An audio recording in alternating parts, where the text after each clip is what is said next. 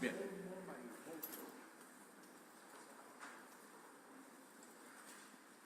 Buen día a todos y a totes. Muchas gracias por venir a esta comparecencia. Después de haber hablado con Su Majestad el Rey esta misma mañana para agradecerle siempre su apoyo y su fuerza a él y a Su Majestad la Reina con la Comunitat Valenciana, especialmente durante este año, pero la verdad es que desde siempre. Quiero empezar agradeciéndole, por supuesto, a Su Majestad su lealtad, su grandeza y el apoyo, insisto y reitero, a la Comunitat Valenciana en todo momento. Y paso a trasladarles la comparecencia que tenía prevista. Así que buenos días de nuevo, buenos días a todos y gracias por acudir a esta comparecencia especial, anunciada y meditada. Cumplido el primer aniversario de nuestra peor tragedia como pueblo, he decidido por primera vez en 12 meses hacer un balance más personal. Durante todo este tiempo siempre he mantenido el mismo criterio. Ante una situación tan grave como la que hemos afrontado, hablar de mi situación personal, orgánica o de mi futuro político me parecía una frivolidad. Ese desgaste lo asumí desde el principio. La riada que destruyó material y anímicamente a la provincia de Valencia y a la Comunitat Valenciana fue un tsunami inimaginable, de unas proporciones que aún no somos capaces ni de visualizar.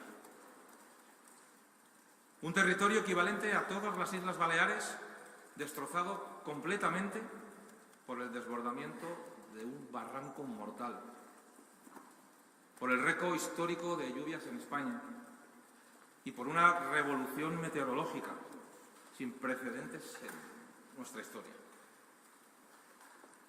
Esta tierra está acostumbrada a las gotas frías de cada año, como las 2 alertas rojas que llevamos este otoño, pero no a la furia de la naturaleza que vivimos el 29 de octubre del 2024. Durante este año, desde la Generalitat Valenciana, hemos hecho todo, absolutamente todo, lo humanamente posible para la recuperación de las condiciones básicas de normalidad. Reitero hoy, una vez más, que jamás un gobierno autonómico ha abordado un reto remotamente parecido. Las dimensiones materiales, anímicas y psicológicas de la riada no necesitan ser recordadas. El sublime impacto en número de hectáreas, viviendas, vehículos, cosechas, centros públicos y privados, infraestructuras de todo tipo y, sobre todo, en salud mental y personal, nos obligó al mayor esfuerzo imaginable.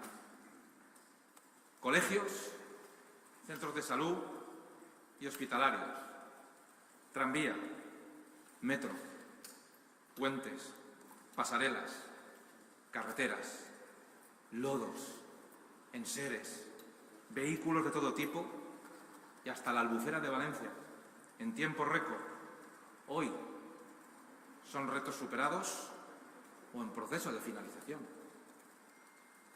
Qué pronto se dice y qué pronto se ha hecho. Cuando empezamos a reconstruir la provincia, calculamos que íbamos a tardar más de 3 años en reparar lo que hemos conseguido hacer en meses. Todo este despliegue lo estamos haciendo solos, sin una sola aportación a fondo perdido del Gobierno, con la mera, insultante e increíble única autorización para endeudarnos aún más. Más deuda para los peor financiados y los más abandonados, negándonos incluso el FLA extraordinario. La falta de ayuda en las dramáticas primeras horas fue clamorosa y sigue siendo hoy igual de clamorosa. ¿Queríamos ayuda? La pedimos y jamás la recibimos. Pero el daño que se ha producido no es solo material, es sobre todo emocional. El primero y más importante, por el recuerdo de las 229 personas que perdieron su vida. El dolor es inimaginable, no solo para las familias, sino también para todo el pueblo valenciano y español, que aquellos días se volcó en sacar lo mejor de sí mismo para ayudar en un escenario apocalíptico. Las imágenes de solidaridad de aquellos días son el mayor rayo de esperanza de estos últimos 12 meses. Las heridas materiales se están curando. El vicepresidente Campampols vino con el encargo de diseñar un plan que permitiera que lo que sucedió el año pasado no pueda volver a ocurrir. Todo el Consejo, todo, se ha volcado en reconstruir Valencia, cada uno de ellos en el ámbito de sus competencias, y lo han hecho de una manera ejemplar. Es verdad que hay cosas que quedan por hacer, algunas escandalosas, como las obras del Barranco del Pollo, que el Gobierno de España se niega a ejecutar, igual que se negó a hacerlas incluso cuando ya estaban presupuestadas. Pero hoy no he venido aquí para hablar de la recuperación material. He venido a hablar de las secuelas emocionales de la riada, especialmente de las de las víctimas, pero también de las del resto de la sociedad valenciana. Como decía al principio de esta comparecencia, hoy es el primer día, como excepción, que haré referencia a mi persona. Tras estos días de recordatorio y aniversario, duros, profundos, desgarradores y, por qué no decirlo, crispados y en ocasiones crueles, quiero compartir la reflexión que llevo haciendo desde la riada. Y es momento de reconocer los errores propios, aquellos que me sitúan en el centro de la crítica política como máximo responsable de la Generalitat Valenciana en el peor día de nuestra historia y en los inmediatamente posteriores. Me gustaría enunciarlos expresamente. Permitir que se generaran toda clase de bulos muy dolorosos por no dar explicaciones a tiempo. No pedimos la declaración de emergencia nacional porque, según el propio Gobierno, no iba a traer más efectivos ni iba a hacer que llegaran antes. La realidad es que los días posteriores descubrimos que nos quisieron dejar solos por estrategia política. El presidente de mi partido me lo aconsejó y tenía razón. Mi ingenuidad manifiesta de creer que por recibir de forma amable al Gobierno los primeros días, la ayuda se iba a acelerar. Y, sobre todo, mantener la agenda de ese día. Es cierto que con los datos de mediodía, con la Confederación Hidrográfica del Júcar certificando que el Barranco del Pollo estaba seco y el Júcar podía absorber el agua de un Magro en tendencia descendente, con el temporal yéndose a Cuenca a las 6, según la EMET, sin una gota de agua en Paiporta o Catarroja, era inimaginable que unas pocas horas después el Pollo pasara de estar seco a ser una trampa mortal.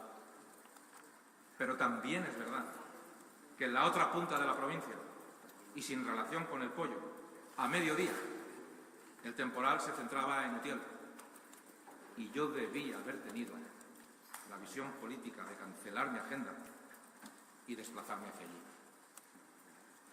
Con ello cometí otro error: permitir que se instalara en el imaginario social la idea de un presidente ajeno a la emergencia durante aquella fatídica tarde, sin olvidar que, como ha quedado acreditado, la información clave de esa misma tarde, que fue el desbordamiento mortal del Barranco del Pollo, nunca la supimos. Sé que cometí errores, los reconozco, y voy a vivir con ellos toda mi vida. He pedido perdón y hoy lo vuelvo a repetir, pero ninguno de ellos fue por cálculo político o por mala fe. No sabíamos que el Barranco del Pollo se desbordaba. No supimos que había fallecidos hasta la madrugada del 30, ni que la tragedia pudiera tener esa magnitud. Desde la misma mañana del día 30 nos hicimos cargo de un trabajo ingente e inimaginable prácticamente solos. Y seguro que hubo cosas que debieron funcionar mejor, pero jamás escatimamos en recursos, en esfuerzo y en trabajo incansable ante una devastación inimaginable. Más allá de estos errores, que reconozco sin ambajes, también es cierto que ha habido una campaña brutal en la que algunos han intentado convertir el deporte nacional en llamarme asesino. Para ello no han escatimado ni en mentiras ni en presupuesto. Han llegado a decir que aquella tarde estuve de cumpleaños con políticos o expolíticos, incomunicado, con el móvil apagado, diseñando el urbanismo depredador y, por supuesto, el repugnante ataque machista que ni siquiera voy a mencionar. Todo ello mientras, a la vez, los mismos afirmaban, sin ningún género de dudas, que yo estaba interfiriendo o retrasando la alerta. Y todo ello para tener una excusa para tapar los tremendos fallos que tuvieron aquella tarde las agencias del gobierno y para, de nuevo, ofrecer la peor cara de un ADN ya conocido en la izquierda: aprovechar la muerte y la tragedia para hacer política. Mientras unos utilizan la desgracia como excusa, yo no voy a poner ninguna. La realidad es que hoy soy foco de crítica, ruido, odio y crispación. Quizás sea ese el gran escollo que quede por superar. Un escollo que se produce en paralelo al renacer que está viviendo Valencia, con una recuperación que, en todo lo que tiene que ver con la Generalitat, avanza a paso firme, a pesar del dolor y los numerosos obstáculos. Hace un año trasladé a la sociedad valenciana que me comprometía a garantizar la reconstrucción. Desde entonces he salido de todos los cálculos políticos personales, porque sé que mi vida, también la política, cambió el 29 de octubre para siempre. Nunca he sido ajeno al estado de ánimo de la opinión pública, pero he intentado batallar para que se conociera la realidad de muchas cosas que sucedieron el día 29 en la gestión de la emergencia y que explican la magnitud de la tragedia y sus verdaderas causas. Hace meses parecía imposible que alguien creyera muchos de los argumentos que hemos defendido desde el principio: que la Confederación Hidrográfica del Júcar no avisó del desbordamiento del barranco, que la EMET dijo que a las 6 el temporal se iba a Cuenca, que nadie había previsto la magnitud de las lluvias, que los medidores no funcionaban o que las obras habrían evitado la tragedia. A día de hoy, todo esto se ha podido demostrar. Pero sé que el ruido que hay alrededor de mi persona es la excusa perfecta para ocultar la asunción de responsabilidades del Gobierno.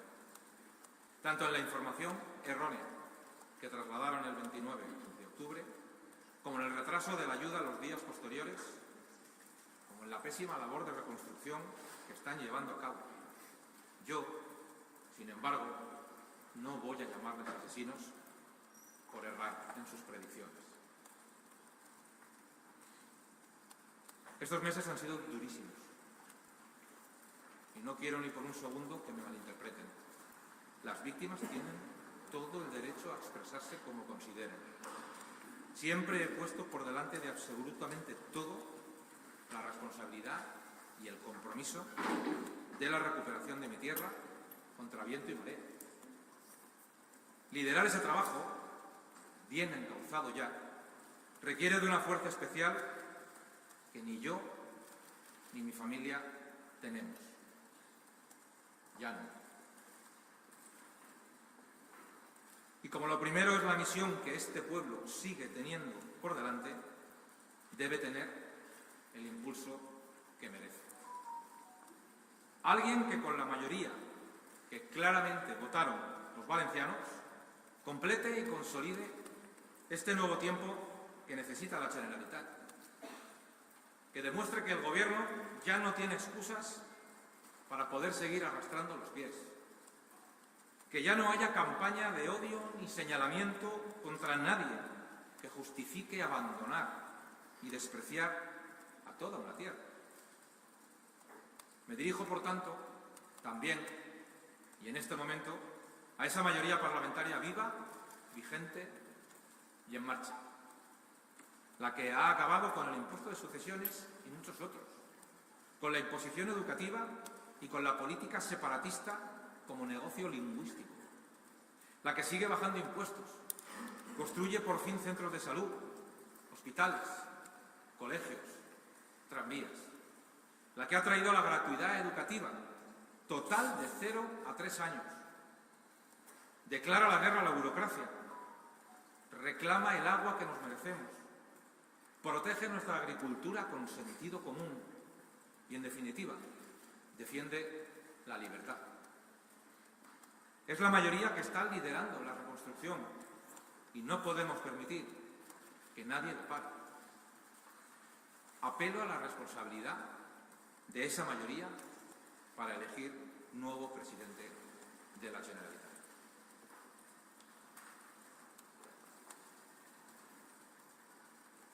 Les puedo asegurar que por voluntad personal habría dimitido hace tiempo. Ha habido momentos insoportables para mí, pero sobre todo para mi familia. Creía de corazón que me sería más fácil demostrar desde esta atalaya lo que ocurrió en la gestión de la emergencia, la información de la que no dispusimos, las ayudas que no llegaron y, sobre todo, que podría ayudar a levantar esta tierra después de la devastación. Pero ya no puedo más. Sé que el futuro presidente será capaz de continuar con la reconstrucción y quizá precisamente mi marcha haga que se enfoque esta tragedia con la objetividad que requiere. Solo quiero pedirles una última reflexión. El Gobierno de España, con su presidente a la cabeza, ha negado herramientas en la reconstrucción solo para dañarnos políticamente. Ha querido usar a las víctimas como ariete y ni pidiendo ayuda o recursos nos lo dieron, ni siquiera en los días posteriores a la tragedia cuando los necesitábamos con urgencia. Espero que cuando baje un poco el ruido, la sociedad pueda distinguir entre un hombre que se ha equivocado y una mala persona. Pero ahora toca afrontar el futuro, con la esperanza y la fortaleza que la Comunitat Valenciana está demostrando cada día.